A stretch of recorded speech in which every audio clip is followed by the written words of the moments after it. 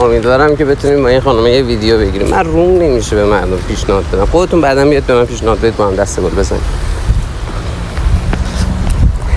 خانم عذرخواهی می‌کنم میتونم یه چند دقیقه وقتتون رو بگیرم؟ بله می‌خوام. ببین ما یه چالش داریم توی آقای گل، اینی که با مردم دسته گل میزنیم و اون دسته گل رو هدیه میدیم بهشون. تایم داریم با هم یه دسته گل بزنیم؟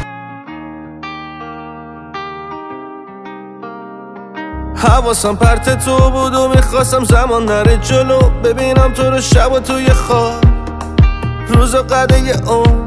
همیشه حواسم پرت تو بود و میخواستم زمان نره جلو، ببینم تو رو شب و توی ما روزا مثل خورشید و وصل نگاه به من، ستاره رو تنت انداخته برق، بذار یکم بهت نزدیک بشم. خدا مغازه اونقدر مشتری نمیاد که وسط پاریک مشتری اومده برام.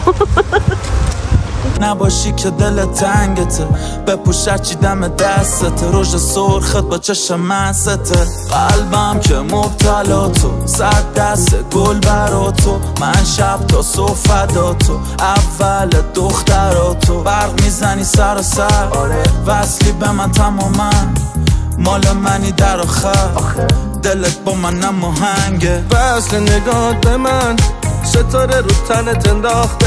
چطور بود؟ عالی بود، خیلی هم خوش اخلاق بودیم، ممنونم. سلامت باشین. دوست داشتین این کار ادامه بدیم؟ حال میده؟ خیلی باحاله.